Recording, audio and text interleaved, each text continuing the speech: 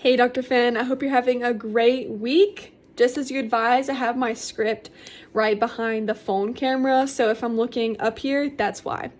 So, situational leadership. Situational leaders are leaders who, in order to be successful in leading their team, they're adaptable and they're able to switch between four different task-based styles at any needed moment.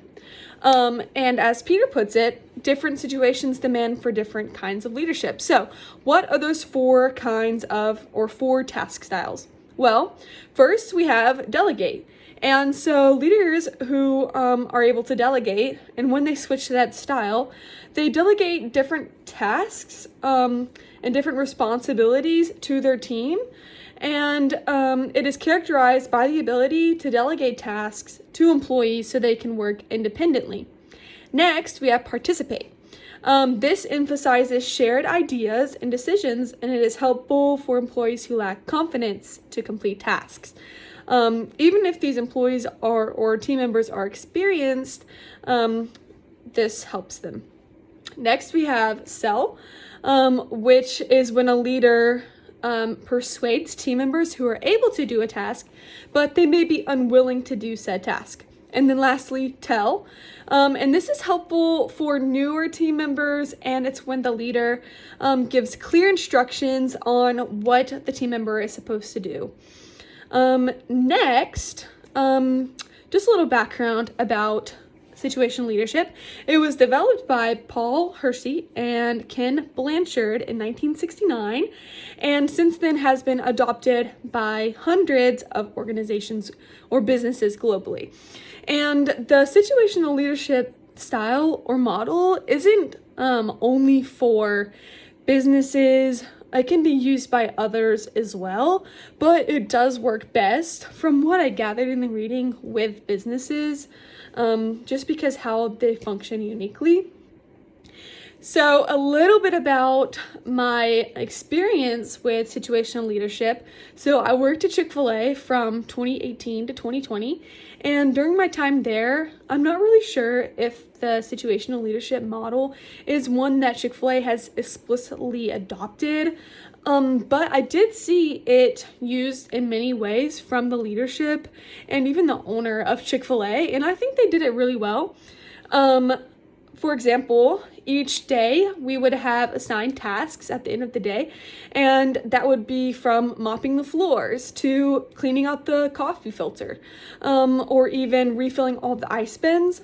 And this was really helpful for the team as a whole. It was a little bit of delegation, but it was also very good as tell for the newer team members, and they were given very specific instructions on what to do, and this helped further down the road when there wasn't time to delegate tasks.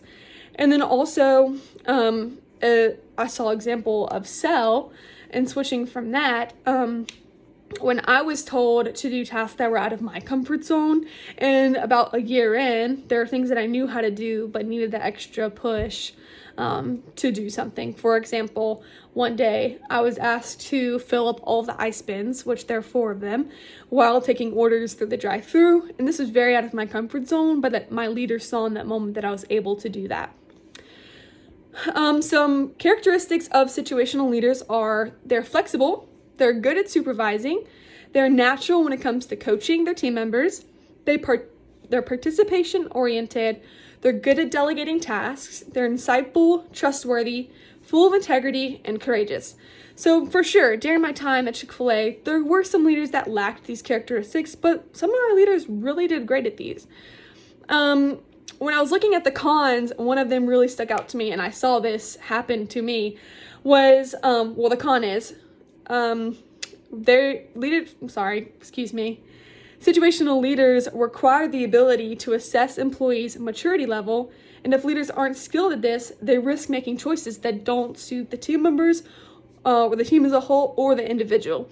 So imagine with me, I'm 16 years old, I was experienced, but I was a child, let's be honest, and I was put to be a leader in the back of house, which is in the kitchen. And I was telling people who were 20, 30 years older than me what to do, and they had been there years longer than I had.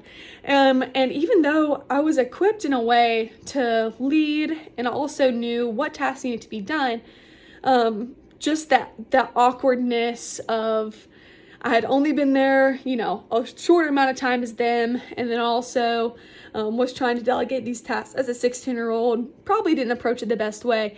That definitely was not the best approach for the team as a whole, and I really saw that negatively affect back of house because there was a lack of respect for me as a young girl, and I think that could have been handled in a better way.